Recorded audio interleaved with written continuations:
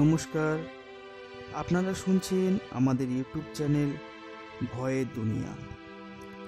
বাংলা সাহিত্যে রোমাঞ্চকর ও ভয়ের গল্প দিয়ে সাজানো আমাদের এই বিশেষ নিবেদন। আজ ভয়ের দুনিয়াতে শুনবেন প্রখ্যাত সাহিত্যিক শরদিন্দু বন্দ্যোপাধ্যায় রচিত প্রত্নকেতকী।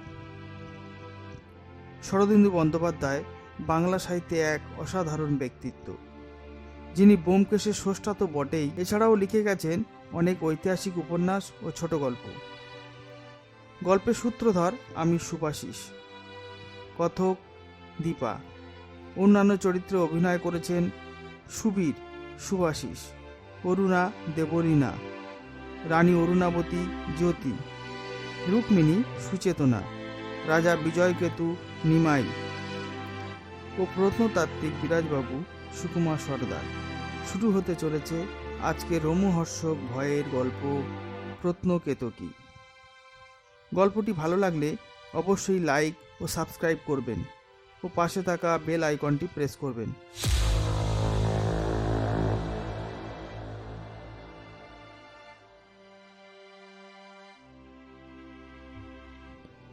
কুকুর ছানাটা বোধ করি অদৃষ্ট প্রেরিত হয়েই সেদিন রাস্তায় নেমেছিল। সুবীর সন্ধ্যার সময় স্ত্রীকে নিয়ে মোটরে বেড়াতে বার হয়েছিল। মাথা খোলা জাগুয়ার গাড়িটা আস্তে চলতে জানে না। সামনে সার্দার্ন অ্যাভিনিউয়ের খোলা রাস্তা পেয়ে উল্কার বেগে ছুটেছিল। কুকুরছানা সময় বুঝে ফুটপাত থেকে রাস্তায় আসলো। তারপর ধীরে ধীরে রাস্তা পার হচ্ছিল। তার আকৃতি অতি ক্ষুদ্র, গায়ের রং নোংরা হলুদ বর্ণ। সুবীর প্রথমে তাকে দেখতে পায়নি।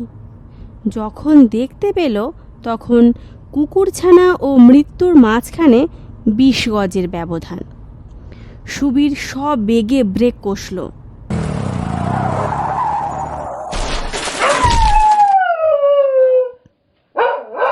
স্বামীর পাশে বসে অরুণা এই বেগ সংহতির জন্য প্রস্তুত ছিল না। তার কপাল ড্যাশবোর্ডের গায়ে সজোরে ঠুকে গেল। কপাল কাটল না বটে, কিন্তু অরুণা একটি ক্ষীণ কাকতি উচ্চারণ করে সুবীরের গায়ে হেলে পড়ল। কুকুরছানা চাপা পড়েনি, অক্ষত ছিল। সে গুটি গুটি ফিরে গিয়ে আবার ফুটপাতে উঠল। সুবীর দেখল অরুণা মূর্ছা গিয়েছে। সে ব্যগ্র কণ্ঠে ডাকল, অরুণা, অরুণা। অরুণা সাড়া দিল না। সুবীরের বুকের মধ্যে একবার ধক করে উঠল। তারপর সে মোটর ঘুরিয়ে তীর বেগে চলে গেল। মাইলখানেক দূরে একটা নার্সিংহোম আছে, সেখানকার ডাক্তার তার পরিচিত। সুবীর অবস্থাপন্ন বনেদি ঘরের ছেলে, শান্ত, শিক্ষিত, স্বাস্থ্যবান যুবক। তার চরিত্রে একটি অচপল দৃঢ়তা আছে। মাত্র 6 মাস হল অরুণার সঙ্গে তার বিয়ে হয়েছে। অরুণা উচ্ছল রূপবতী, আধুনিক আদর্শে কৃষাঙ্গী তন্নি নয়, কিন্তু কালিদাস ও জয়দেবের চোখে বোধ করি ভালো লাগত। তাকে দেখলে গীতগোবিন্দ ও মেঘদূতের কথা মনে পড়ে যায়। 6 মাসের বিবাহিত জীবনে তারা মনের দিক দিয়া খানিকটা কাছাকাছি এসেছে, কিন্তু একেবারে মিলেমিশে গলে একাকার হয়ে যায়নি। সুবীর নিজের মন প্রাণ অরুণার কোলে ঢেলে দিয়েছে, কিন্তু অরুণার মনের আড়াল এখনো পুরোপুরি ঘুঁচে যায়নি। বিবাহ এমন একটি অনুষ্ঠান যার ফলে দুটি যুবক যুবতী অকস্মাৎ পরস্পরের অতি ঘনিষ্ঠ সান্নিধ্যে নিক্ষিপ্ত হয়, কিন্তু দৈহিক ঘনিষ্ঠতা ঘটলেই যে মনের ঘনিষ্ঠতা ঘটবে এমন কোনো কথা নেই।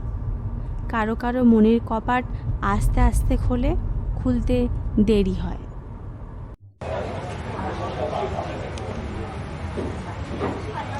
নার্সিংহোমের ডাক্তার অরুণাকে পরীক্ষা করে বললেন, ভয়ের কিছু নেই, সামান্য কনকাশন হয়েছে, আধ ঘন্টার মধ্যেই জ্ঞান হবে। অরুণার যখন জ্ঞান আসলো, সুবীর তখন তার শয্যার পাশে বসে এক দৃষ্টে তার মুখের দিকে তাকিয়ে আছে। অরুণার চোখে কিন্তু মোহাচ্ছন্ন দৃষ্টি। সে কিছুক্ষণ শূন্যে তাকিয়ে থেকে অস্ফুট স্বরে বলল, কেয়ার গন্ধ। ডাক্তার বললেন, সম্পূর্ণ হতে তা 3-4 দিন লাগবে। অরুণা নার্সিংহোমেই রইল। 3 দিন পরে সুবীর অরুণাকে গৃহে নিয়ে আসলো। অরুণা এখন সেরে উঠেছে, সেই আচ্ছন্ন ভাব আর নেই। তবু তার মুখের হাসি, চোখের চাহনি দেখে মনে হয় সে যেন অন্তরের কোনো সুদূর লোকে প্রবেশ করেছে। বহির্লোকের সঙ্গে তার সম্পর্ক কমে গিয়েছে। স্বামী স্ত্রীর মধ্যে যে সান্নিধ্য নিবিড় হয়ে উঠবার উপক্রম করছিল, তা আবার শিথিল হয়ে গিয়েছে। কয়েকদিন লক্ষ্য করে সুবীর নার্সিংহোমের ডাক্তারের সঙ্গে দেখা করল। ডাক্তার শুনে বললেন, ও কিছু নয়, 2-4 দিনে ঠিক হয়ে যাবে। এক কাজ করুন না, ওকে নিয়ে কোথাও ঘুরে আসুন, চেঞ্জ লাগলে শিগগির আরাম হয়ে যাবে। সুবীর বলল, কোথায় যাব?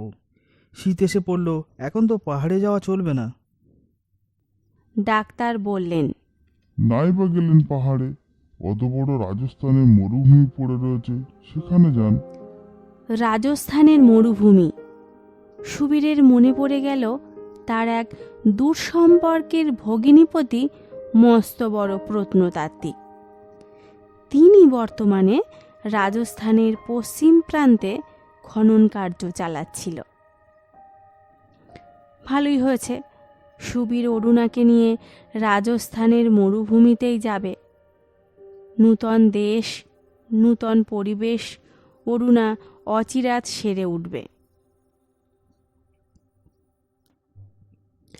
সুবীর বাড়ি ফিরে গিয়ে অরুণার কাছে প্রস্তাব করল। অরুণা বিশেষ উৎসুক দেখল না, কিন্তু রাজি হয়ে গেল। তারপর দিন 10 মধ্যে রাজস্থানে ভগ্নিপতিকে চিঠি লিখে সব রকম ব্যবস্থা করে সুবীর অরুণাকে নিয়ে রাজস্থানের পথে বার হয়ে পড়ল। কলিকাতা হইতে রাজস্থানের অপরান্ত সামান্য পথ নয়। দিল্লিতে ট্রেন বদল করে যেতে 3 দিন লাগে। মেল ট্রেনের একটি কূপে কামরার দীর্ঘ পথ অতিক্রম করতে করতে অরুণার মন উৎফুল্ল হয়ে উঠতে লাগলো। চোখে মুখে উৎসুক আগ্রহ দেখা দিল। সে এ জানলা থেকে ও জানলা ছোটাছুটি করে, সুবীরকে নানা বিচিত্র প্রশ্ন করে ব্যতিব্যস্ত করে তুলল। অরুণার এই পরিবর্তনে সুবীর পরম আহ্লাদিত হলো। তাকে কাছে টেনে গদ গদ সুরে বলল, না, ভালো লাগছে? অরুণা কাকলি কলিত স্বরে বলল, খুব ভালো লাগছে। আমার কি মনে হচ্ছে জানো? মনে হচ্ছে অনেক দিন বিদেশে থাকার পর নিজের দেশে ফিরে যাচ্ছি। তারপর একদিন বেলা 3য় প্রহরে তারা রাজস্থানের একটি ছোট্ট স্টেশনে অবতরণ করল। সেখানের প্ল্যাটফর্মে পা দিতেই স্টেশনের বাইরের শুষ্ক প্রান্তর হইতে বালিমাখা আতপ্ত বাতাসের একটা তরঙ্গ তাদের উপর দিয়ে বয়ে চলে গেল। অরুণা চকিত চক্ষে চারিদিকে তাকিয়ে বলল, গন্ধ পাচ্ছ? কেয়া ফুলের গন্ধ।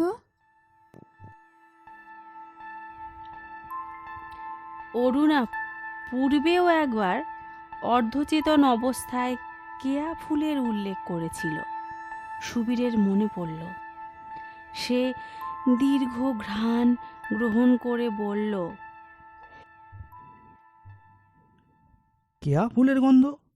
কই না তো, ইঞ্জিনের পোড়া কয়লার গন্ধ পাচ্ছি।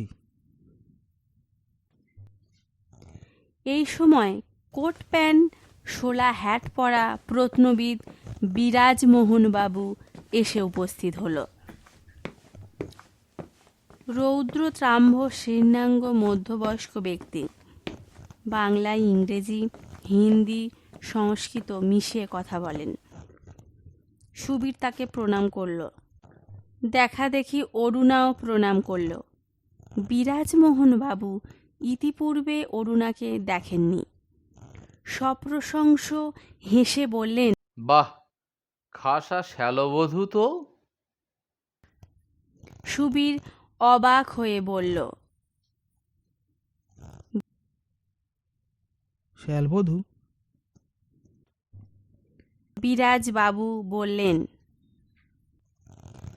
শ্যালবধূ বুঝলে না? তুমি হলে আমার শ্যালো, মানে শ্যালক। ও হলো গিয়ে তোমার বধূ, সুতরাং শ্যালবধূ। এসো, জিপ এনেছি, স্টেশন থেকে 15 মাইল যেতে হবে। জিপে মালপত্র তুলে তিনজনে গাড়িতে উঠলেন। বিরাজবাবু গাড়ি চালালেন। স্টেশন থেকে আধ মাইল যাবার পর আর লোকালয় দেখা যায় না। চারিদিকে ধুধু বালি, 2-4টে কঙ্কালসার বৃক্ষ ও ঝোপঝাড়। দূরে দূরে ছোট ছোট পাহাড়ের ঢিবি। তার মধ্যে দিয়ে অস্পষ্ট পাথুরে পথের চিহ্ন চলেছে। এদেশটা এখন প্রায় মরুভূমিতে পরিণত হয়েছে বটে, কিন্তু 2000 বছর আগে এমন ছিল না, উর্বর দেশ ছিল। তখন এখানে একটি রাজ্য ছিল, মরুভূমির রূপান্তে ছোট্ট একটি রাজ্য। তারপর প্রকৃতি এবং মানুষ একসঙ্গে এই রাজ্যের পিছনে লাগিল। 200 বছরের মধ্যে মরুভূমি আসিয়া রাজ্যটিকে গ্রাস করিয়া লইল। এই রাজপ্রাসাদ এখন আমাদের স্কন্দাবার, মানে হেডকোয়ার্টার। তোমাদের সেখানে নিয়ে যাচ্ছি। সেখানেই খোঁড়াখুঁড়ি করছেন নাকি? বিরাজবাবু হাসলেন। আরে না না, ও প্রাসাদ তো মাত্র 1500 কি 2000 বছরের পুরানো। আমাদের দৃষ্টি আরো গভীরে। রাজপ্রাসাদ থেকে মাইল 3 দূরে এক জায়গায় সিন্ধু সভ্যতার কিছু নিদর্শন পাওয়া গেছে। অন্তত 4000 বছর আগে ওখানে ব্রোঞ্জ যুগের একটা সভ্যতা ছিল, এখন বালি চাপা পড়েছে। আমরা তাই খুঁজে বার করছি। বিরাজবাবু শুধু প্রত্নপণ্ডিত নন, প্রত্ন পাগল। তিনি উৎসাহ ভরে খনন কার্য বিষয়ে আরও অনেক তথ্য বলে চললেন। সুবীরের পুরাতত্ত্বের প্রতি বিশেষ অনুরাগ ছিল না। সে নীরবে শুনে গেল। আধ ঘন্টা যাওয়ার পর সামনে মাইল 2 দূরে একটা উঁচু পাথরের ঢিবি দৃশ্যমান হলো। যেন বালু ফুরিয়া একটা ত্রিকোণ পাথরের চাঙড় মাথা তুলেছে। বিরাজবাবু বললেন, ওই দেখো রাজপ্রাসাদ, যেখানে তোমরা থাকবে। অরুণা উৎসুক চোখে সেই দিকে চেয়ে রইল। সুবীর বলল, আপনিও তো ওখানেই থাকেন। বিরাজবাবু বললেন, ওখানে আমার অফিস আছে বটে, কিন্তু আমি বেশিরভাগ তাঁবুতেই থাকি। যেখানে এক্সকাভেশন হচ্ছে সেখানে হরদম না থাকলে অসুবিধা হয়। আমরা সহকর্মীরা এবং কুলিরাও সরজমিনে থাকে। রাজপ্রাসাদটা তোমাদের দুজনের জন্য রিজার্ভ থাকবে। সুবীর ঈষৎ উদ্বিগ্ন হয়ে বলল, কেবল আমরা দুজন একলা থাকবো? একেবারে একলা নয়, অফিসের একজন পাহারাদার আছে, সে প্রাসাদেই থাকে। তার বউকেও আনিয়ে রেখেছি, ওরা স্থানীয় লোক, দুজনে মিলে তোমাদের খবরদারি করবে। জিপ এসে রাজপ্রাসাদের সামনে থামল। একজোড়া স্ত্রী পুরুষ প্রাসাদের ছায়ায় বালুর উপর মুখোমুখি বসেছিল। তারা উঠে দাঁড়িয়ে সেলাম করল। সেলাম বাবুজি, সেলাম। সেলাম বাবু মশাই। পুরুষের মাথায় ধামার মতো প্রকাণ্ড পাগড়ি, পাগড়ির নিচে গোঁপ ও দোপাট্টা দাড়ি ছাড়া আর কিছুই দেখা যায় না। স্ত্রীলোকটির নাকে নথ, শ্রীমন্তে রূপার ঘুঁটি। বিরাজবাবু বললেন, গিরধর সিং, এরা এসেছেন, তোমরা এদের দেখভাল করবে। রুক্মিণী, রান্নার ব্যবস্থা করেছো তো? বেশ, আমি এখন খাদে যাচ্ছি, চিরাগ বাতির সময় ফিরব। তোমরা এদের সম্মান ভেতরে নিয়ে যাও। বিরাজবাবু জিপ চালিয়ে প্রস্থান করলেন। গিরধর সিং ও রুক্মিণী লটবহর নিয়ে ব্যস্ত হয়ে পড়ল। সুবীর ও অরুণা প্রাসাদের সামনে বালুর উপর পায়চারি করতে করতে চারিদিক দেখতে লাগল। প্রাসাদের সদর আন্দাজ 50 গজ চওড়া, আগা গোড়া গেরুয়া রঙের পাথর দিয়ে তৈরি। নিচের তলা বালুস্তূপের নিচে চাপা পড়েছে বটে, কিন্তু অবশিষ্ট 2 তল মিলে এখনো প্রায় 40 ফুট উঁচু। তৃতীয় তল পিরামিডের ন্যায় কোণাকৃতি। স্থানে স্থানে পাথর খসে গিয়ে প্রাসাদের গায়ে ক্ষত হয়েছে, কিন্তু মোটের উপর অটুট আছে। সুবীর দেখতে দেখতে বলল, এত পুরনো বাড়ি দেখে কিন্তু মনে হয় না। এই বাড়িতে 1500-2000 বছর আগে রাজারানী থাকতো, লোক লস্কর সৈন্য সামন্ত গমগম করত। কল্পনা করা যায় না। তুমি কল্পনা করতে পারো? স্বপ্নাতুর চোখে তাকিয়ে অরুণা বলল, পারি। গিরধর এসে জানালো, সামান যথাস্থানে বিন্যস্ত হয়েছে। এখন মালিক ও মালকিনী গৃহে প্রবেশ করতে পারেন। সুবীর ও অরুণা ঢালু বালির পাড় আরোহণ করে একেবারে দ্বিতলে বারান্দায় উপস্থিত। বারান্দাটি প্রশস্ত, তার প্রান্ত থেকে ঘরের সারি আরম্ভ হয়েছে। কক্ষের পর কক্ষ, অসংখ্য কক্ষ, কোনোটি আকারে আয়তনে সভাগৃহের ন্যায় বৃহৎ,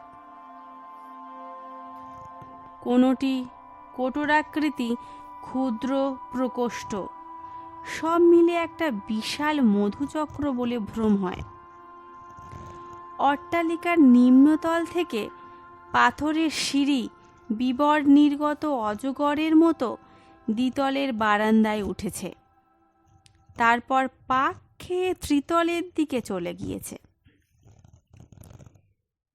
গিরধর সিং বলল, আপনাদের মহল 3 তলায়, আসুন। সুবীর জিজ্ঞাসা করল, তোমরা কোথায় থাকো? গিরধর সোপান গহ্বরের দিকে অঙ্গুলি নির্দেশ করে বলল, নিচের 2টো ঘর পরিষ্কার করে নিয়েছি, সেখানেই থাকি। রান্নাঘরও সেখানেই। ভারী চমৎকার জায়গা হুজুর। ঠান্ডা নেই, গরম নেই, একটু অন্ধকারই যা। সুবীর বলল, আর অফিস কোথায়? গিরধর বলল, ওই যে ওই দিকের ঘরগুলো, ওখানেই অফিস। সুবীর একটা বড় ঘরে উঁকি মেরে দেখল অনেকগুলো টেবিল আছে, টেবিলের উপর নানা আকৃতির পাথরের টুকরো। অফিসের স্বাভাবিক সরঞ্জাম, কাগজপত্র, টাইপরাইটার কিছুই নেই। সুবীর বলল, চলো এবার আমাদের মহল দেখি। ত্রিতলটা চন্দ্রশালা অর্থাৎ চিলেকোঠা। পাশাপাশি 3টি ঘর, বাকি ছাদ উন্মুক্ত। মাঠ ময়দানের ন্যায় প্রশস্ত, ছাদ ঘেরা পাথরের কারুকার্য খচিত আলিসা। ঘর 3টি কিন্তু পরিষ্কৃত ও পরিচ্ছন্ন, ধুলো বালির চিহ্ন নেই।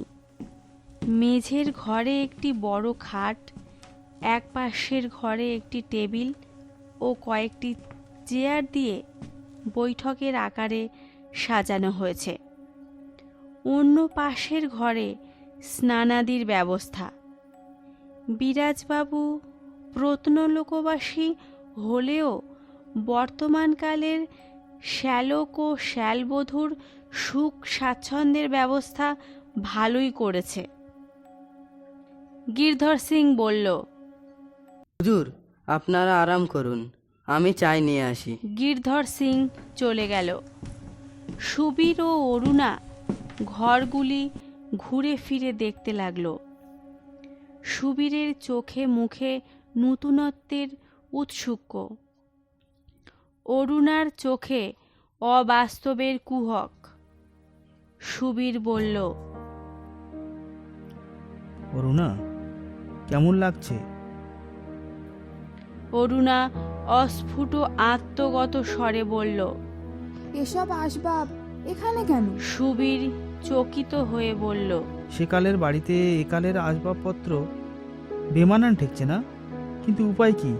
গজদন্ত পালঙ্ক, অস্নেহ দীপিকা, সুবর্ণ ভিঙ্গার, এসব কোথায় পাওয়া যাবে?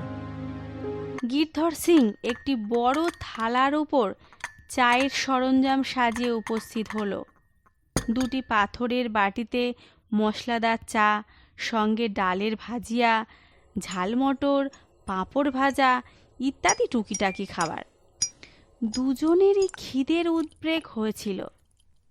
তারা সাগ্রহে খেতে বসল। দুজনে হুশ হাস করতে করতে সব খেয়ে ফেলল।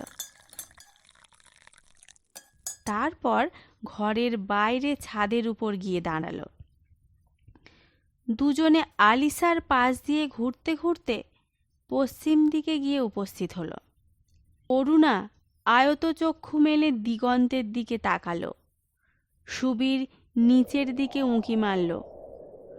সহাত নিচে আলগা বালুর ঢালু বাঁধ প্রাসাদের নিতম্বে আসিয়া ঠেকেছে। সে বলল, চারিদিকে বালির সমুদ্র, মাঝখানে এই প্রাসাদ যেন একটি পাথরের দ্বীপ। অরুণা উত্তর দিল না। একাগ্র চক্ষে অস্তমান সূর্যের পানে চেয়ে রইল। সূর্য অস্ত গেল। নিম্নে বালুর উপর ঈষৎ আলোড়ন তুলে শুষ্ক শীতল বায়ু তাদের মুখে এসে লাগল। অরুণা হঠাৎ শিহরিয়া উঠিল। সুবীর কাছে এসে তার স্কন্ধ জড়িয়ে নিয়ে বলল, ঠান্ডা লাগছে? চলো ঘরে যাই। ভারী মজার দেশ রাজস্থান। দিনে গ্রীষ্মকাল আর সূর্যাস্ত হতে না হতেই শীতকাল।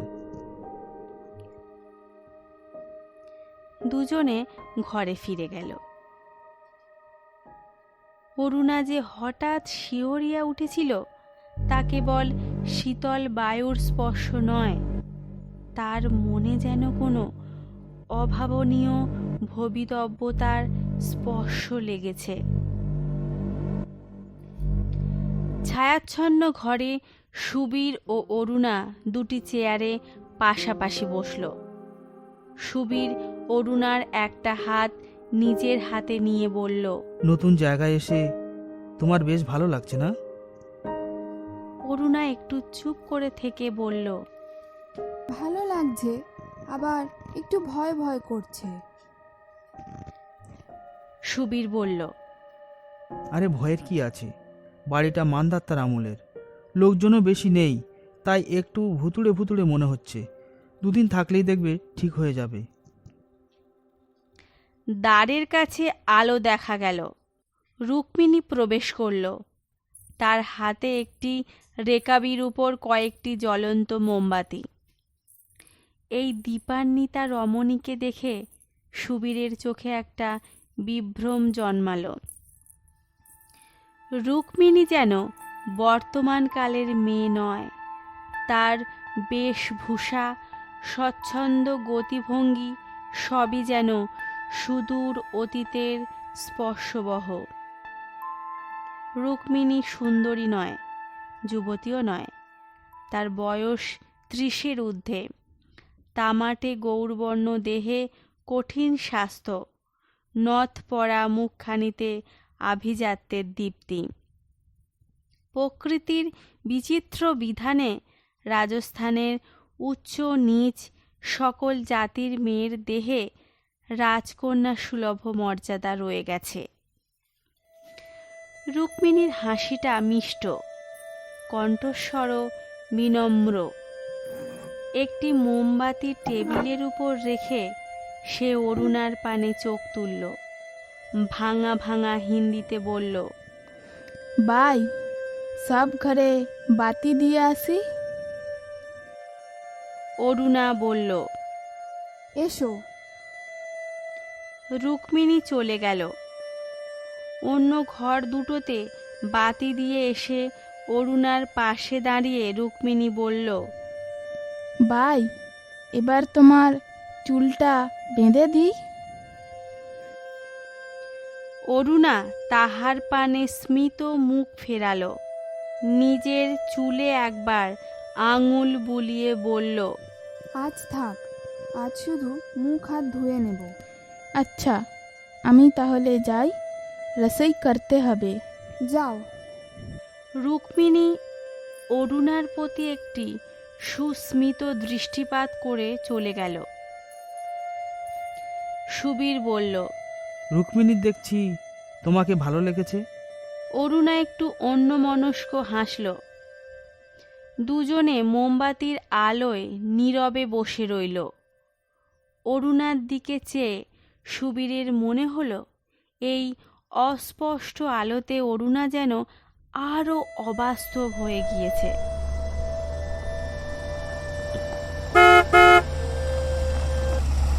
নিচে জিপের শব্দ হলো। বিরাজবাবু ফিরেছেন। অরুণা উঠে পড়ল। সুটকেস থেকে কাপড়, জামা, সাবান, তোয়ালে প্রভৃতি নিয়ে স্নান ঘরের দিকে চলে গেল। বিরাজবাবু প্রবেশ করলেন। তার হাতে এক মুঠি ধূপের কাঠি। উচ্চ কণ্ঠে বললেন, কি হে, কেমন অট্টালিকা? শ্যালবধূ কোথায়? সুবীর বলল, বাথরুমে গেছে। চমৎকার অট্টালিকা, আপনি কোথায় শোবেন? বিরাজবাবু বললেন, ভয় নেই, আমি আড়ি পাতবো না। আমার শয়নকক্ষ দোতলায়। স্টেশনে একাটি ধূপকাঠি কিনেছিলাম, জিবেই পড়েছিল। এই ঘরগুলোতে ধূপ ধুনো দেওয়া দরকার, অনেকদিন শূন্য পড়ে আছে তো। বলে তিনি কয়েকটা ধূপ জ্বালিয়ে চেয়ারে বসলেন। ধীরে ধীরে ঘরটি ধূপের গন্ধে ভরে উঠল। সুবীর বলল, চা খাবেন না? বিরাজবাবু বললেন, তাঁবু থেকে চা খেয়ে এসেছি। এখানে কেবলমাত্র ভোজন এবং শয়ন, তারপর সূর্যোদয়ের আগেই প্রস্থান। সুবীর বলল, এখানকার জল হাওয়া খুব ভালো না? বিরাজবাবু সোৎসাহে বললেন, মরুভূমির মতো জায়গা আছে, রোগের বীজাণু এখানে টিকতে পারে না, জ্বলে পুড়ে খাক হয়ে যায়। তাছাড়া এমন রাত্রি পৃথিবীর আর কোথাও নেই।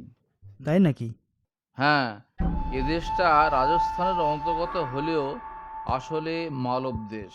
মুসলমানেরা যখন প্রথম ভারতবর্ষে আসে, ওরা লক্ষ্য করেছিল অযোধ্যার সন্ধ্যা, রাজওয়াড়ার সকাল আর মালবের রাত্রি জগতের অতুলনীয়। মুসলমানি ভাষায় বয়েদ আছে। মালবের রাত্রি বাক্যটির রোম্যান্টিক স্বাদ সুবীর মনে মনে গ্রহণ করেছে। এমন সময় অরুণা শয়নকক্ষ থেকে বাইরে আসলো। তার হাতে স্নিগ্ধ শিখা মোমবাতি। সুবীরের মাথায় কবিতা গুঞ্জরিয়া উঠল। হেনকালে হাতে দীপশিখা, ধীরে ধীরে নামি এলো মোর প্রবেশ করেই মালবিকা। অরুণা থমকে দাঁড়ালো। চকিত কটাক্ষে এদিক ওদিক তাকিয়ে বলল, কেয়া ফুলের গন্ধ। বিরাজবাবু হেসে উঠলেন। কেয়া ফুল নয়, অম্বরী ধূপের গন্ধ। কেয়া ফুল এদেশে কোথায়? তাছাড়া এটা কেয়া ফুলের সময়ও নয়। এসো শালাবধূ, এসো শালাবধূ। দ্বিধামন্থর পদে অরুণা এসে টেবিলের উপর মোমবাতি রাখল। একটু অপ্রতিভ হেসে বিরাজবাবুর পাশের চেয়ারে বসল। তার মনের মধ্যে যেন বাস্তব ও অবাস্তবের দ্বন্দ্ব চলছে। সুবীরের মনে উদ্বিগ্ন বিস্ময় পাক খেতে লাগল। বিরাজবাবু কথা বলতে আরম্ভ করলেন। তিনি একটু বেশি কথা বলেন, কিন্তু কথাগুলো নীরস নয়। নানা প্রকার পাণ্ডিত্যপূর্ণ আলাপ আলোচনার সঙ্গে ঠাট্টা তামাশা মিলে 2 ঘন্টা কাল কাটিয়ে দিলেন। গিরধর ও রুক্মিণী রাত্রির আহার নিয়ে আসলো। আহার্য দ্রব্যগুলি চেয়ারে রেখে গিরধর আরও কয়েকটা মোমবাতি জ্বালিয়ে দিল। 3 জনে টেবিলের ধারে চেয়ার টেনে নিয়ে খেতে বসলেন। খাদ্যবস্তুর সংখ্যায় এবং পরিমাণে প্রচুর। শাকসবজি বেশি, তার সঙ্গে ঘৃতপক্ষ অন্ন ও চাপাতি, অল্প মাংস, মালাই এবং বরফি। খেতে খেতে সুবীর বলল, এই মরুভূমির মাঝখানে তাজা শাকসবজি পান কোত্থেকে? বিরাজবাবু বললেন, মাইল 2 দূরে আবিদের একটা গ্রাম আছে, তারাই দুধ আর শাকসবজি যোগায়। মাঝে মাঝে ভেড়ার মাংস পাওয়া যায়, কিন্তু মাছ পাওয়া যায় না। মরুভূমিতে জল কোথায় যে মাছ আইবে? সুবীর জলের গিলাসে চুমুক দিয়ে বলল,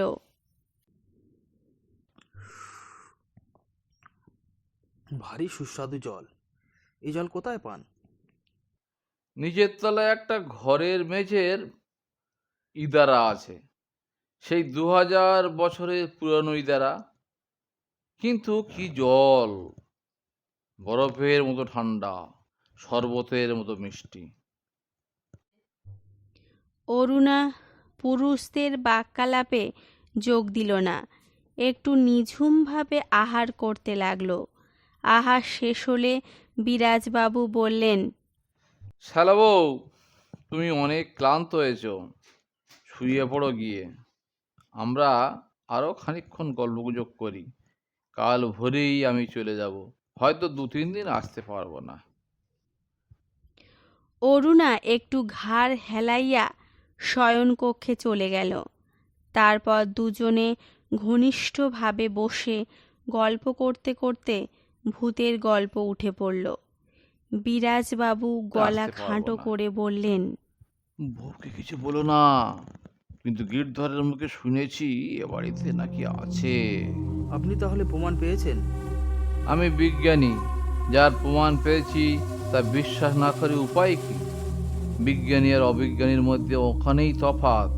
বিজ্ঞানী প্রমাণ পেলে বিশ্বাস করে, অবিজ্ঞানী প্রমাণ পেলেও বিশ্বাস করে না, উল্টে নানা রকম কুব্যাখ্যা শুরু করে দেয়। দেখো, ভূতকাল নিয়েই আমার কারবার। ভূতকালের সন্ধানে মাটি খুঁড়তে খুঁড়তে হঠাৎ এমন কিছু পেয়েছি যাকে বাস্তব বলা যায় না। সে গল্প আর একদিন বলবো। তবে এ বাড়িতে আমি নিজে কিছু প্রত্যক্ষ করিনি, যা শুনেছি ওই চাকর বাকরের মুখে। ওরা কি বলে? ওরা বলে একটা আত্মা আছে, মাঝে মাঝে গভীর রাত্রে বীণার ঝংকার শোনা যায়, তাজা ফুলের গন্ধ চারিদিকে ভরভর করতে থাকে। সুবীর চমকে বলল, অরুণার এই দুর্ঘটনা হবার পর থেকে সে 3 বার কেয়া ফুলের গন্ধ পেয়েছে। কোথাও কেয়া ফুল নেই, তবু গন্ধ পেয়েছে। এর মানে আপনি বলতে পারেন? বলিয়া সুবীর মোটর দুর্ঘটনার পর থেকে ব্যাপার বিবৃত করল। বিরাজবাবু কিছুক্ষণ চিন্তা করে বললেন, তা জানি না, আজ তোমার বউ কেয়ার গন্ধ পেয়েছিল, তাই তো। এটা আমার খেয়াল হয়নি তো। এখানে আসার আগে যদি গন্ধ পেয়ে থাকে তাহলে অলৌকিক কাণ্ড নাও হতে পারে। হয়তো মাথায় চোট লাগার ফলে লো ফ্যাক্টরি নার্ভাস বিগড়ে গিয়েছে। স্নায়ু বড় বিচিত্র যন্ত্র। যা হোক, ভাবনার কিছু নেই, আস্তে আস্তে নর্মাল হয়ে যাবে। তারপর রাত্রি গভীর হচ্ছে দেখে তিনি দ্বিতলে শয়ন করতে চলে গেলেন। সুবীর শয়নকক্ষে যাবার আগে একবার বহির্দ্বারের পর্দা সরিয়ে ছাদের দিকে উঁকি মারল। বাইরে মধুর শীতলতা, চাঁদ আকাশের মাঝখানে উঠেছে, বালু ঢাকা প্রকাণ্ড ছাদ চন্দ্রকিরণে কিং খাবের মতো ঝিকমিক করছে। তন্দ্রাজড়িত স্বপ্ন সমাকুল দৃশ্য মালবের রাত্রি। সুবীর একটি নিঃশ্বাস ফেলল। অরুণা যদি সুস্থ থাকত, দুজনে মিলে তারা মালবের এই অপরূপ রাত্রি উপভোগ করতে পারত। সুবীর শয়নকক্ষে গেল। বৃহৎ কক্ষের মাঝখানে বিস্তীর্ণ পালঙ্ক। অরুণা শয্যার এক পাশে শুয়ে ঘুমিয়ে পড়েছে। সুবীর পালঙ্কের পাশে ঝুঁকে মৃদু কণ্ঠে ডাকল, অরুণা। অরুণা জাগল না। তার দেহ এমন শিথিলভাবে শয্যায় পড়ে আছে যে মনে হয় শুধু ঘুম নয়, ঘুমের চেয়েও দুরবগাহ অবচেতনার মধ্যে তার সংজ্ঞা ডুবে গিয়েছে। হঠাৎ শঙ্কিত হয়ে সুবীর তার বুকের উপর করতল রাখল। না হৃদস্পন্দন মন্থর বটে, কিন্তু স্বাভাবিকভাবেই সচল আছে। সুবীর অপলক চক্ষে তার ঘুমন্ত মুখের দিকে চেয়ে রইল। মাথা শিয়রে নিঃশ্বসিত মোমবাতিটা নিব নিব হয়ে এসেছিল। নির্বাপিত হওয়ার পূর্বে দপদপ করে উঠল। সুবীর তখন সন্তর্পণে অরুণার পাশে শয়ন করল।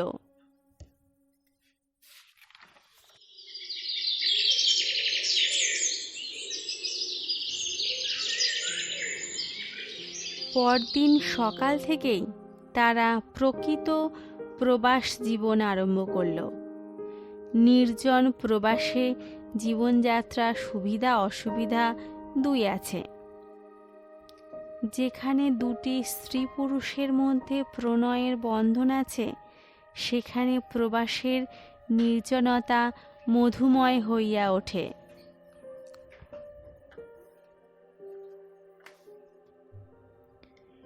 সুবীরের মন এই নিবিড় রসানুভূতির জন্য উৎসুক হয়েছিল, কিন্তু অরুণার দিক থেকে তার প্রতিফলন আসলো না। বরং মনে হলো অরুণা সুবীরকে এড়িয়ে চলছে। তার মনের মধ্যে এমন কিছু ঘটছে যা সে সুবীরকে জানতে দিতে চায় না।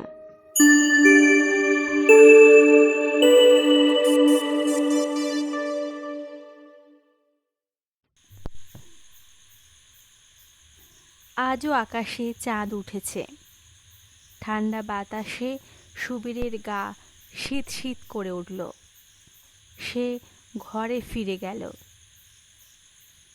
বসবার ঘরে কেউ নেই, কিন্তু শয়নকক্ষ থেকে রুক্মিণীর কলকণ্ঠ আসছে। সুবীর শয়নকক্ষের পর্দা সরিয়ে দেখল সেখানে দুটি মানুষের মজলিস বসে গিয়েছে। মেঝের পাতি পাতিয়া অরুণা ও রুক্মিণী মুখোমুখি বসে আছে।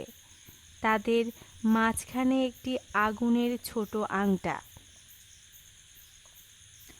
রুক্মিণী খোসাশুদ্ধ চীনাবাদাম আগুনে ঝলসে খোসা ছাড়িয়ে অরুণাকে দিচ্ছে।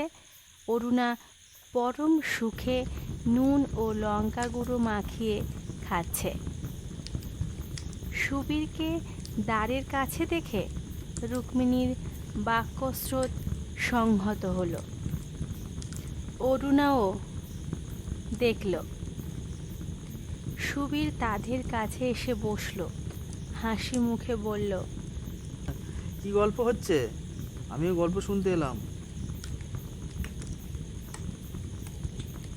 অরুণা একটু বিব্রত হয়ে বলল, মেয়েলি গল্প কি তোমার ভালো লাগবে? সুবীর বলল, ভালো না লাগলে উঠে যাব, অন্তত চিনেবাদাম ভাজা তো ভালো লাগবে। আচ্ছা রুক্মিণী, তোমরা এ বাড়িতে ফুলের গন্ধ পেয়েছো? সুবীরের আগমনে রুক্মিণী একটু আড়ষ্ট হয়ে পড়েছিল। এখন আবার স্বচ্ছন্দ হয়ে বলল, জি মালিক, পেয়েছি। তাছাড়া গভীর রাত্রে বাঁশির আওয়াজও শোনা যায়, সিতারের আওয়াজও শোনা যায়। কোনো ফুলের গন্ধ পেয়েছো? আতর, গোলাপ, ধূপধুনার গন্ধ নয়। জি, তাজা ফুলের গন্ধ, জাই, জুহি, চম্পা, এই সব। কেয়া ফুলের গন্ধ কখনো পেয়েছো? অরুণা সুবীরের প্রতি একবার চকিত ভ্রুক্ষেপ করল। রুক্মিণীর উৎসুক স্বরে বলল, কেওড়া ফুলের গন্ধ? না বাবুজি, কেওড়া ফুলের গন্ধ কেমন হয় আমি জানিই না। কেওড়া ফুল কখনো দেখিনি, তবে কেওড়া ফুলের গল্প জানি। কেওড়া ফুলের গল্প? হ্যাঁ বাবুজি, ভারী চমৎকার গল্প। আমি আমার দিদির কাছে শুনেছিলাম, আমার দিদি আবার তার দিদির কাছে শুনেছিল। বহুকাল ধরে এ গল্প চলে আসছে। এই মহল নিয়েই গল্প। তাই নাকি? কি গল্প বলো তো শুনি। তখন রুক্মিণী চীনাবাদাম পোড়াতে পোড়াতে গল্প আরম্ভ করল। অনেক দিন আগে এখানে একটি রাজ্য ছিল, মরুভূমির কিনারায় রাজ্য। ছোট রাজ্য হলেও বড় সুখের রাজ্য। শত্রুর উৎপাত নেই, অনাভাব নেই, মারি মহামারী নেই। প্রজারা অটুট স্বাস্থ্য নিয়ে মনের আনন্দে বাস করত। রাজার নাম বিজয়কেতু। তরুণ রাজা সম্প্রতি দক্ষিণ দেশের এক রাজ্যকন্যাকে বিয়ে করেছেন। অপরূপ সুন্দরী রাজকন্যা, যেমন তার রূপ তেমনি মধুর স্বভাব। নাম অরুণাবতী। এ গল্পের নাম রানী অরুণাবতীর গল্প। রাজা আর রানীর মধ্যে গভীর ভালোবাসা। কেউ কাউকে একদণ্ড না দেখে থাকতে পারেন না। রাজা যখন সভায় বসে মন্ত্রীদের সঙ্গে রাজকার্য করেন, রানী তখন অলিন্দ থেকে উঁকি মেরে দেখে যান। রাজাও রাজকার্য করতে করতে হঠাৎ উঠে গিয়ে রানীকে দেখে আসেন। রাজা আর রানী যেন জোরের পায়রা। রানীর মনে কিন্তু একটি দুঃখ আছে। তার বাপের বাড়ির দেশে যেমন ঋতুতে ঋতুতে নতুন ফুল ফোটে, বসন্তে অশোক, নবমল্লিকা, জাতি, জুথি, গ্রীষ্মে চম্পক, বকুল, পিয়াল, বর্ষায় গোকর্ণ, কদম্ব, কেতকী, এদেশে তেমন ফুল ফুটে নাই। একদিন সায়াহ্নে রাজা রানী চন্দ্রশালিকার বিস্তীর্ণ ছাদে হাত ধরাধরি করে বেড়াচ্ছিলেন। দেখলেন পশ্চিমের আকাশে মেঘ উঠেছে। দুজনের মনে খুব আহ্লাদ হলো। এদেশে বৃষ্টি কম, মেঘ বেশি আসে না। রানী কাজল কালো মেঘের দিকে তাকিয়ে বললেন, রাজা, অনেকদিন কেতকী ফুলের গন্ধ পাইনি। এদেশে কি কেয়া ফুল পাওয়া যায় না? বিজয়কেতু বললেন, না, পশ্চিমে লাট দেশ, সেখানে বনে জঙ্গলে কেয়া ফুল ফুটে থাকে। গ্রামের লোকেরা কেয়ার ঝাড় দিয়ে ঘরের বেড়া বাঁধে। লাট দেশ সে কত দূর? ঘোড়ার পিঠে 2-3 দিনের পথ। রানী অরুণাবতী তখন রাজার বুকের ওপর 2 হাত রেখে পরম আগ্রহ ভরে বললেন, রাজা, লাট দেশ থেকে আমাকে কেয়া ফুল আনিয়ে দাও। কেয়া ফুলের জন্য আমার মন বড় ব্যাকুল হয়েছে। এ আর বেশি কথা কি, আমি নিজে গিয়ে তোমার জন্যে কেয়া ফুল তুলে নিয়ে আসব। অরুণাবতী একটু শঙ্কিত হলেন। তুমি নিজে যাবে? কাল সকালেই যাত্রা করব। 3-4 দিনের মধ্যে তোমার কেয়া ফুল নিয়ে ফিরে আসব। রানী কিছুক্ষণ রাজার বুকের ওপর মাথা রেখে দাঁড়িয়ে রইলেন। তারপর হাসি মুখে বললেন, বেশ, তুমি যতদিন না ফিরে আসবে আমি ততদিন 5 ফোঁটা মধু খাবো, আর কিছু খাবো না। আর কিছু খাবে না কেন? তাহলে তুমি তাড়াতাড়ি ফিরে আসবে। পরদিন ভোরবেলা রাজা ঘোড়ায় চড়ে পশ্চিম মুখে যাত্রা করলেন। রানী প্রাসাদের চূড়ায় উঠে যতক্ষণ দেখা যায় চেয়ে রইলেন।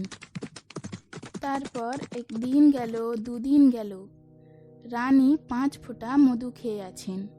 3য় দিন থেকে রানী আবার ছাদের উপর যাতায়াত আরম্ভ করলেন। শরীর দুর্বল, কিন্তু মন মানে না। ছাদের কিনারায় গিয়ে পশ্চিম দিকে চেয়ে থাকেন। 4র্থ দিনও এইভাবে কাটল। রানীর শরীর দিন দিন শুকিয়ে যাচ্ছে, চোখের কোলে কালি। 6 দিন কেটে গেল, রাজার কিন্তু দেখা নেই। কোথায় গেলেন রাজা? কি হলো তার?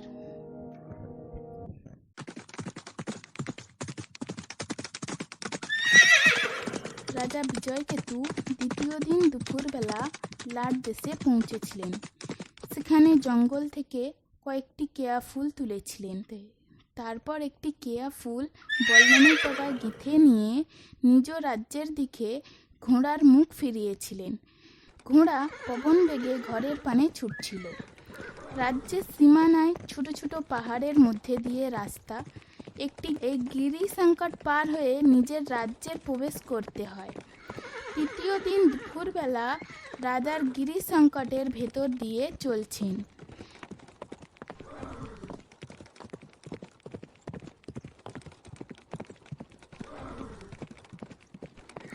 এমন সময় একদল সশস্ত্র লোক আশেপাশে পাহাড়ের আড়াল থেকে বেরিয়ে এসে রাজাকে ঘিরে ধরল।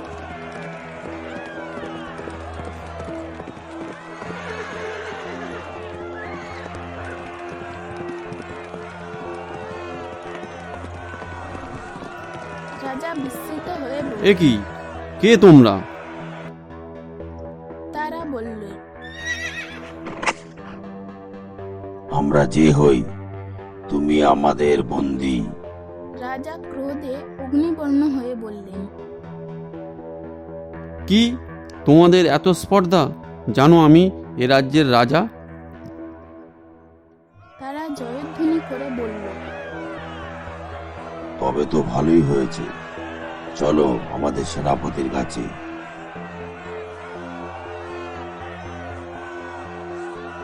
পাহাড়ের মধ্যে বিদেশি শত্রু ছাউনি ফেলেছে, প্রায় 20,000 সৈন্য। সেনাপতি তখন নিদ্রা যাচ্ছিলেন। সৈন্যরা বলল, তুমি আজ বন্দী থাকো, কাল সেনাপতির সঙ্গে দেখা হবে।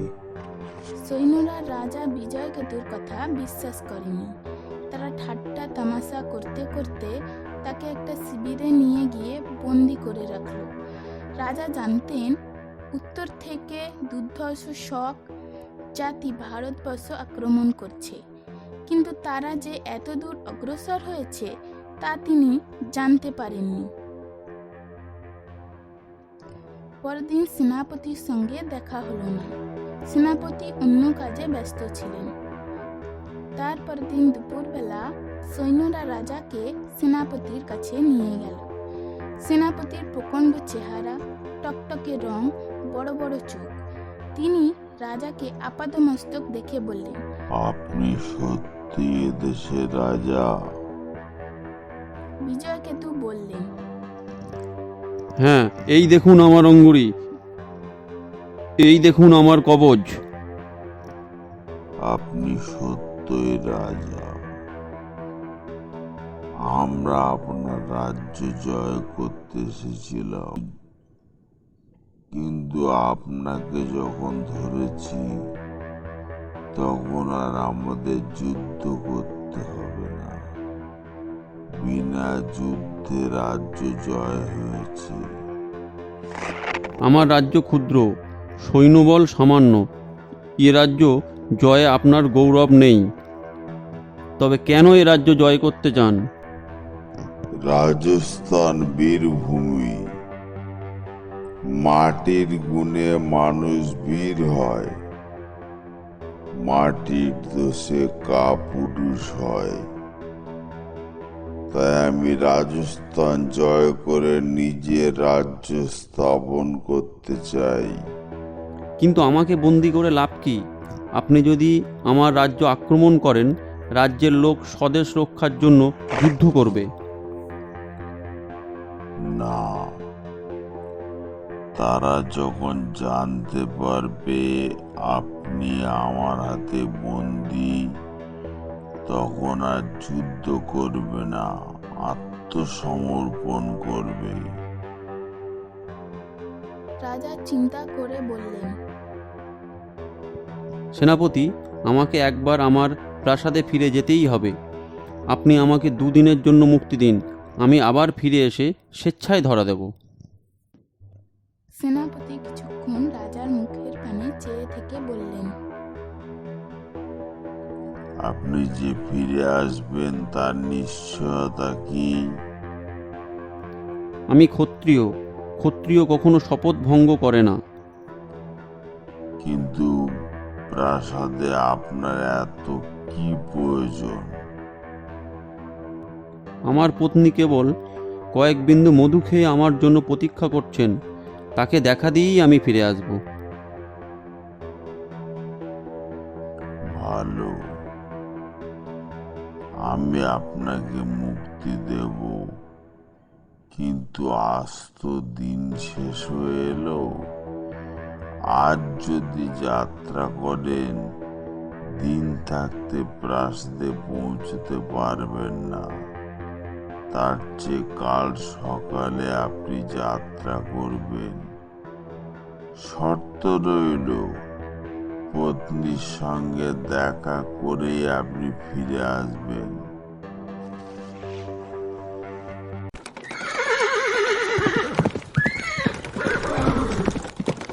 পরদিন পুত্তুসে রাজা সূর্য শীর্ষে কেতকী ফুল গিথে নিয়ে অষ্টপেশে যাত্রা করলেন।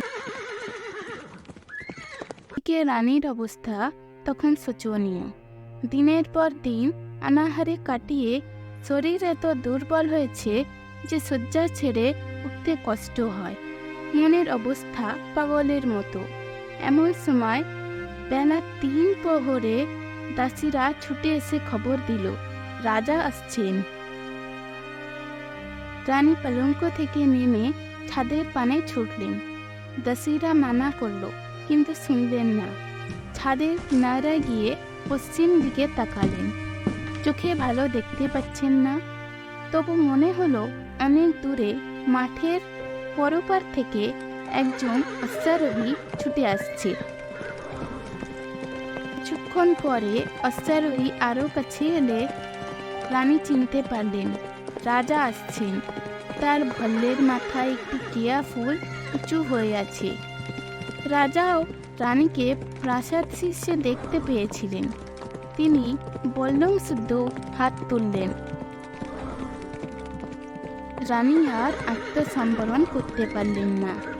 2 হাত বাড়িয়ে সামনের দিকে ঝুঁকে পড়লেন। দাসীরা চিৎকার করে উঠল, কিন্তু রানীকে ধরতে পারল না।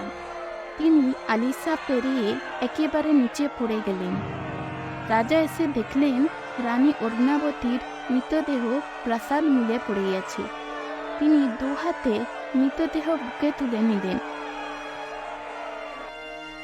তারপর রানীকে চিতায় তুলে দিয়ে রাজা কেয়া ফুল দিয়ে চিতা সাজিয়ে দিলেন। চিতা জ্বলে উঠল, কেয়া ফুলের গন্ধে চারিদিক ভরে গেল। রাজা আর প্রাসাদে প্রবেশ করলেন না। ঘোড়ায় চড়ে একলা শক সেনাপতি শিবিরে ফিরে গেলেন। সেনাপতিকে বললেন, আমি ফিরে এসেছি, কিন্তু আমি বেঁচে থাকতে আমার রাজ্য আপনি পাবেন না। আসুন, যুদ্ধ করুন। শক সেনাপতির সঙ্গে রাজা বিজয়কেতুর দ্বন্দ্বযুদ্ধ হল। যুদ্ধে রাজা বিজয়কেতু মারা পড়লেন।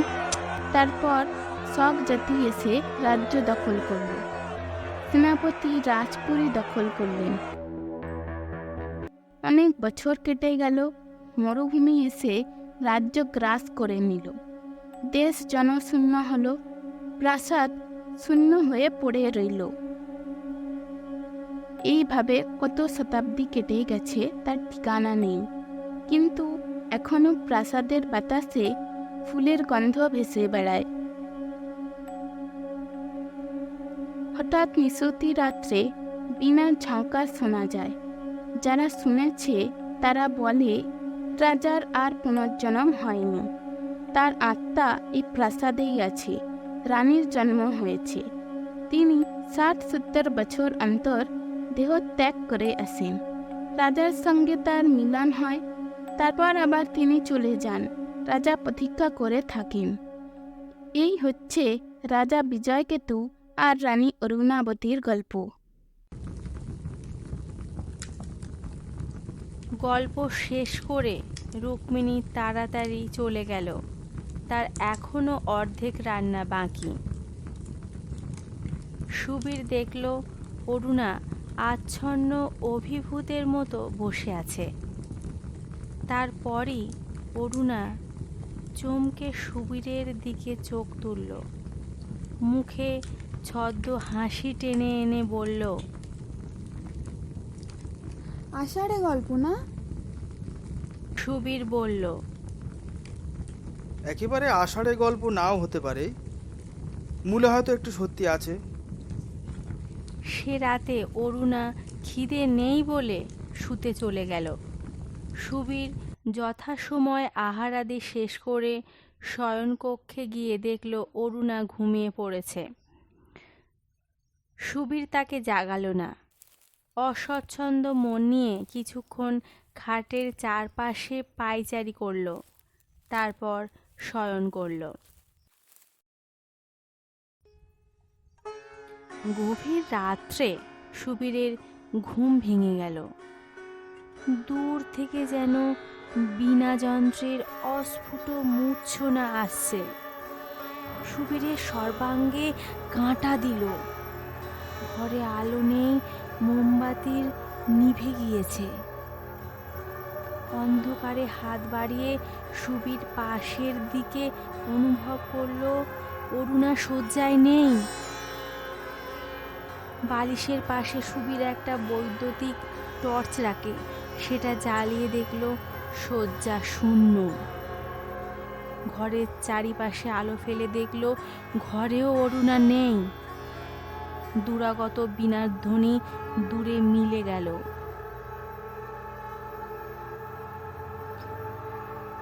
সুবীর স্নায়ুপেশি শক্ত করে কয়েক মিনিট অপেক্ষা করল, কিন্তু অরুণা আসলো না। তখন সে উঠে গায়ে চাদর জড়িয়ে নিল। টর্চ জ্বালিয়ে অন্য ঘর দুটি দেখল, সেখানেও অরুণা নেই। দৃঢ়ভাবে নিজেকে সংযত করে সুবীর ঘরের বাইরে ছাদে এসে দাঁড়ালো। সে গলা চড়িয়ে ডাকলো, অরুণা, অরুণা! সাড়া নেই। কেবল ঠান্ডা বাতাস তার কানের কাছে ফিসফিস কথা বলে চলে গেল। এতক্ষণ সুবীর নিজের মনকে দৃঢ় শাসনে রেখেছে। এইবার তার সংযমের বাঁধন ছিঁড়ে গেল। সে ছুটে আলিসার কাছে গিয়ে নিচেই দৃষ্টিপাত করল। তারপর নিচের দিকে দৃষ্টি রেখে সারা ছাদ পরিক্রমণ করল। না, অরুণা ছাদ হতে নিচেই পড়ে যায়নি। তবে সে কোথায়? সুবীর ক্ষণকাল মাথায় হাত দিয়ে দাঁড়িয়ে থাকলো, তারপর আবার শয়নকক্ষের দিকে ছুটল। অন্ধকার ঘরে প্রবেশ করেই সে থমকে দাঁড়িয়ে পড়ল। ঘরের মধ্যে কেয়া ফুলের গন্ধ ভরভর করছে। সুবীর টর্চ জ্বালল। বিছানার একপাশে অরুণা শুয়ে আছে। তার বেশবাস বিশ্বস্ত, চুল এলোমেলো। সে গভীর ক্লান্তির ঘুম ঘুমাচ্ছে। সুবীরের সংশয় জাগল, তবে কি অরুণা সারাক্ষণ বিছানায় শুয়েছিল? কিন্তু তাই বা কি করে সম্ভব? একটা মোমবাতি জেলে সুবীর শয্যা শিয়রে রাখল। সুবীর দুই বাহু দিয়ে নিবিড়ভাবে তাকে জড়িয়ে নিয়ে রুদ্ধস্বরে ডাকল। অরুণার কিন্তু ঘুম ভাঙল না। তার শ্লথ অঙ্গে কোনো প্রতিক্রিয়া নেই। ক্লান্ত শিশুর মতো সে ঘুমিয়ে রইল। পরদিন সকালে ঘুম ভাঙলে সুবীর অরুণাকে জিজ্ঞাসা করল, কাল রাত্রে কোথায় গিয়েছিলে? অরুণার চোখে সদ্য ঘুম ভাঙার জরিমা। সে কিছুক্ষণ তাকিয়ে থেকে বলল, কোথায় গিয়েছিলুম? যাইনি তো কোথাও। সুবীর বলল, গিয়েছিলে। দুপুর রাত্রে ঘুম ভেঙে দেখি তুমি বিছানায় নেই। কি জানি, মনে পড়ে না। সুবীর দেখল অরুণার স্মৃতি ফিরে আসছে। সে অপেক্ষা করে রইল। অরুণা নত নেত্র তুলে সুবীরের দিকে চাইল। চোখে শঙ্কা ও গোপন উত্তেজনা। সে জড়ানো গলায় বলল, ঘুমের ঘোরে কি যে করেছি মনে পড়ছে না। তার মুখের উপর অদৃশ্য মুখোশের আবরণ পড়ে গেল।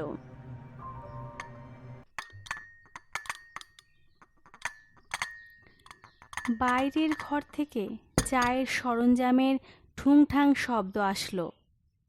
গিরধর প্রাতকালীন চা এনেছে। সুবীর উঠে পড়ল। তার বুঝতে বাকি রইল না যে কাল রাত্রির কথা অরুণার মনে পড়েছে, কিন্তু সে তা সুবীরের কাছে গোপন করতে চায়। কি কথা গোপন করতে চায়? স্বপ্নাভিসার? সূর্যাস্তের পর রুক্মিণী ছাদের উপর পাটি পেতে অরুণার চুল বাঁধতে বসল। চুল বাঁধার সঙ্গে মৃদু স্বরে জল্পনা চলছে। সুবীর দূর হতে দেখল অরুণার মুখ উৎসুক ও উজ্জ্বল হয়ে উঠেছে। তন্দ্রাচ্ছন্ন মাদক বিমূঢ় ভাব আর নেই। সে একটু আশ্বস্ত হয়ে নিচেই নেমে গেল। সায়ন্তন জ্যোৎস্নার ম্লান বিজনতার বালুর উপর ঘুরে বেড়াতে লাগল। জামাইবাবু আজ যদি আসেন ভালো হয়। এ স্থানটা বিজন বাসের পক্ষে খুবই চমৎকার, কিন্তু প্রাসাদে কোনো বুভুক্ষু আত্মা অদৃশ্যভাবে ঘুরে বেড়াচ্ছে। কেয়া ফুলের গন্ধ, বাজনার আওয়াজ এসব মিথ্যা নয়। অরুণার মানসিক অবস্থা এখানে আসার পর আরও অবদ্ধ রহস্যময় হয়ে উঠেছে। তার মনের মধ্যে কি হচ্ছে তা যদি দেখা যেত।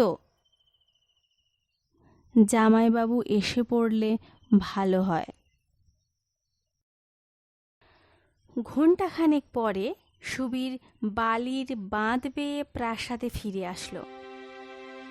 বসবার ঘরে 4-5টা মোমবাতি জ্বলছে।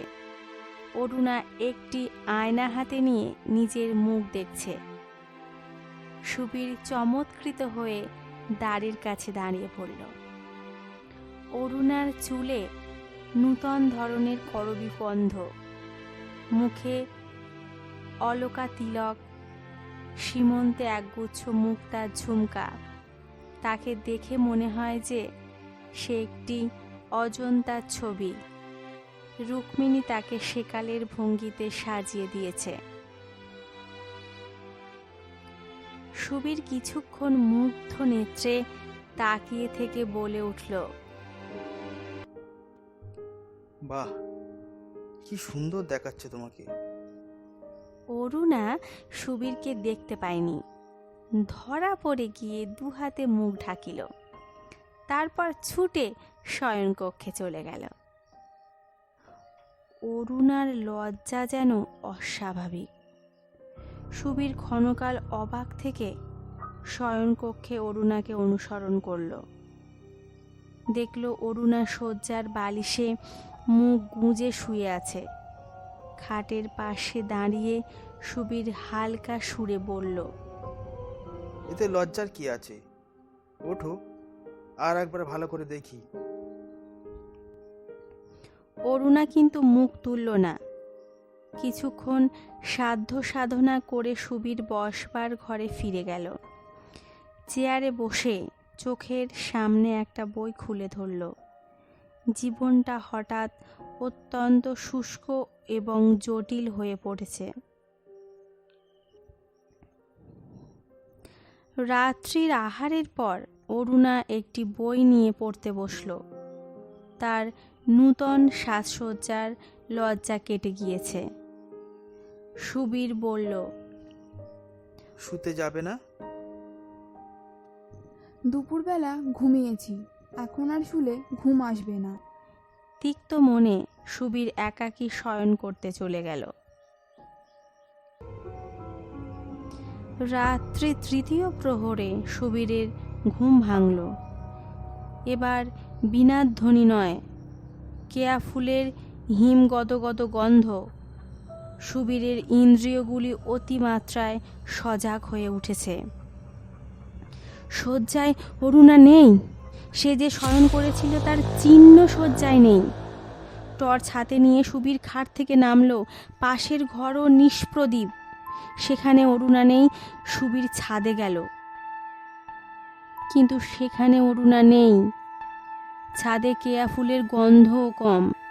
সুবীর ফিরে এসে সিঁড়ির মুখে দাঁড়ালো। এখন কেয়ার গন্ধ বেশি। মনে হয় নিচের তলা থেকে গন্ধটা আসছে। সুবীর ধীরে ধীরে সিঁড়ি দিয়ে নেমে চলল। যে ঘরটাতে প্রত্নবস্তু রাখা ছিল সেই ঘর থেকে গন্ধ আসছে। সুবীর টর্চ জ্বালল না। দ্বারের সামনে কিছুক্ষণ নিশ্চল দাঁড়িয়ে রইল। প্রকাণ্ড ঘর অন্ধকার। কেবল দূরে ঘরের অন্য প্রান্তে মিটমিট করে একটি প্রদীপ জ্বলছে। প্রদীপের আলোয় ঘরের ইতস্তত বিন্যস্ত টেবিল প্রভৃতি আসবাবগুলি অস্পষ্টভাবে অনুভব করা যায়। সুবীর নিঃশব্দে ঘরের মধ্যে প্রবেশ করল। সন্তর্পণে টেবিলগুলি বাঁচিয়ে ওই আলোকবিন্দুর দিকে এগিয়ে চলল। অর্ধপদে সে থমকে দাঁড়াল। মৃদু বিগলিত হাসির শব্দ, যেন দুইটি প্রণয়ী বাসক শয্যায় শুয়ে চুপি চুপি কথা বলছে। গভীর রসালুতার গদগদ হাসি হাসছে। দ্বীপের ক্ষীণ আলোকে কিন্তু মানুষ দেখা যাচ্ছে না। সুবীরের মস্তিষ্কের ক্রিয়া বোধ করি বন্ধ হয়ে গিয়েছিল। একটা অন্ধ আবেগ তার কণ্ঠ চেপে ধরেছিল। সে আরো কয়েক পা অগ্রসর হয়ে দপ করে টর্চ জ্বালল। দেয়াল ঘেঁষিয়া পাটি পাতা, তার উপর অরুণা একাকিনী শুয়ে আছে। টর্চের তীব্র আলোয় তার অঙ্গের অলঙ্কারগুলি ঝলমল করে উঠল। সে তড়িৎ বেগে উঠে বিস্ফারিত চোখে চাইল। ব্যাধের সাড়া পাইয়া এস্ত হরিণী যেমন পলায়ন করে, অরুণাও তেমনি ছুটে পালালো। সুবীর ক্ষণকাল হতবুদ্ধির মতো দাঁড়িয়ে রইল। ঘরের এদিক ওদিকে টর্চের আলো ফেলিল, কেউ কোথাও নেই। সুবীর দৈহিক ও মানসিক জড়তা ঝেড়ে ফেলে দ্রুত ওপরে ফিরে গেল। শয়নকক্ষে অরুণা খাটের উপর উপুড় হয়ে শুয়েছিল। সুবীর পাশে গিয়ে দাঁড়ালো। অরুণা, অরুণা। অরুণা উঠে বসল, গলদস্রু চোখে তাকিয়ে বলল, কেন তুমি আমাকে নির্যাতন করছো?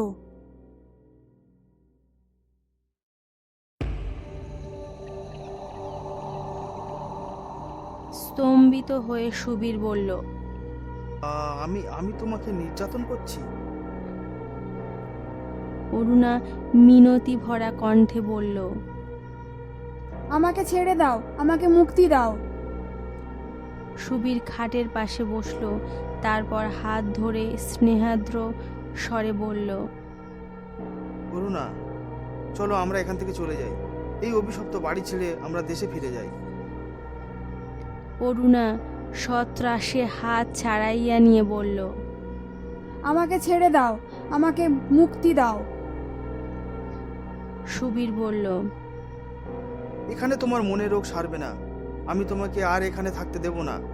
জামাইবাবু আসুন, কালই আমরা চলে যাব। না না না, আমি যাব না। হ্যাঁ যাবে, তোমাকে আমি জোর করে নিয়ে যাব। এ বাড়িতে আর নয়। না না না। অরুণা ধর্মর করে খাট থেকে নেমে পড়ল, তারপর তীর বেগে ছাদের দিকে অদৃশ্য হয়ে গেল। ডাকতে ডাকতে সুবীর তাহার পিছনে ছুটল। অরুণা, অরুণা। চাঁদ অস্ত যাচ্ছে, আকাশে বাঁধ ভাঙা জ্যোৎস্নার প্লাবন। সুবীর দেখল অরুণা ছুটতে ছুটতে ছাদের পশ্চিম কিনারার দিকে যাচ্ছে। সেও উচ্চ কণ্ঠে অরুণার নাম ধরে ডাকতে ডাকতে ছুটল। ছাদের আলিসার কাছে এসে অরুণা একবার পিছন দিকে চাইল, দেখল সুবীর ছুটে আসছে। অনৈসর্গিক চিৎকার করে অরুণা ছাদ থেকে নিচে ঝাঁপিয়ে পড়ল। সুবীর আলিসার উপর ঝুঁকে দেখল জ্যোৎস্নালোকে অরুণা 20 হাত নিচে নামিয়া গেল। আলগা নরম বালুর উপর অরুণার দেহ বিস্মৃতভাবে লুণ্ঠিত রয়েছে। সুবীর দেখল তার জ্ঞান নেই, কিন্তু প্রাণ আছে। আলগা বালুর উপর পড়েছে বলে দেহে আঘাত লাগেনি।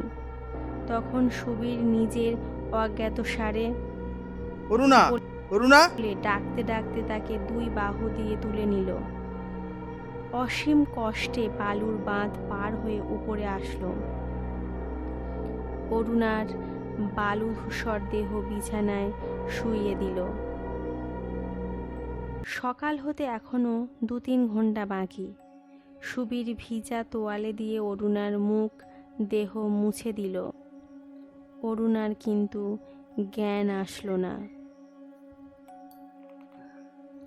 নিঝুম রাত্রি ঝি চাকরদের জাগিয়ে তোলার কথা সুবীরের মনে আসেনি। সে অরুণার পাশে বসিয়া এক দৃষ্টে তাহার মুখের দিকে তাকিয়ে রাত কাটিয়ে দিল।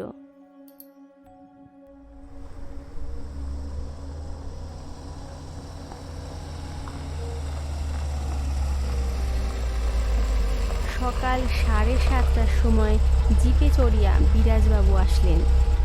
সুবীরের মুখে সমাচার শুনে তিনি বললেন, এখনই হাসপাতালে নিয়ে চলো।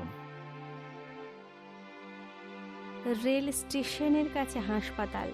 অরুণাকে জিপে তুলে সেখানে নিয়ে যাওয়া হলো। প্রবীণ ডাক্তার পরীক্ষা করিয়া বললেন, শরীরে কোনো আঘাত নেই, কেবল কঙ্কাশন হয়েছে, শীঘ্রই জ্ঞান আসবে। অপরাহ্ন 3টার সময় অরুণার জ্ঞান হলো। ধীরে ধীরে চক্ষু মেলিয়া সে কিছুক্ষণ শূন্য পানে তাকিয়ে রইল।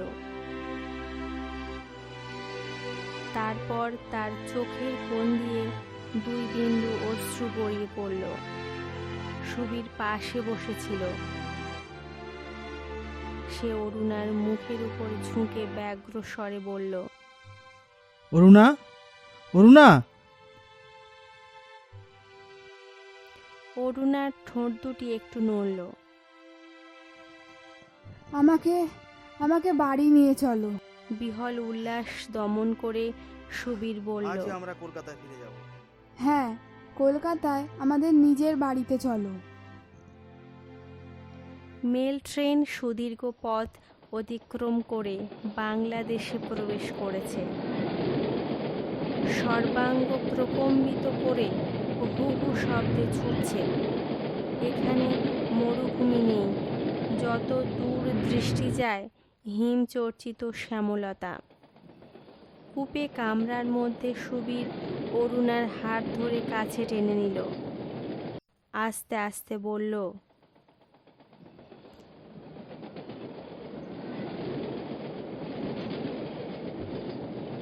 অরুণা, মরুভূমির মাঝখানে সেই পাথরের বাড়িটার কথা তোমার মনে আছে? অরুণা অনেকক্ষণ চুপ করিয়া রইল। শেষে বলল, ও কথা আর কোনোদিন আমাকে মনে করিয়ে দিও না, আমি ভুলে যেতে চাই।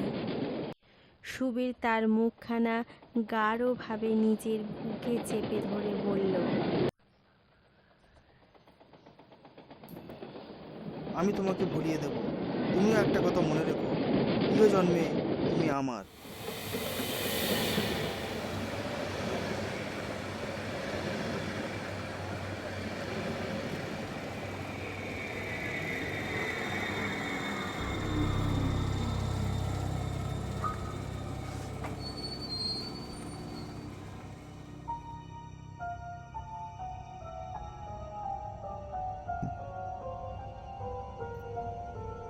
এতক্ষণ শুনছিলেন আজকের গল্প প্রত্নকেতকী। গল্পটি ভালো লেগে থাকলে অবশ্যই সাবস্ক্রাইব ও লাইক করবেন। নমস্কার।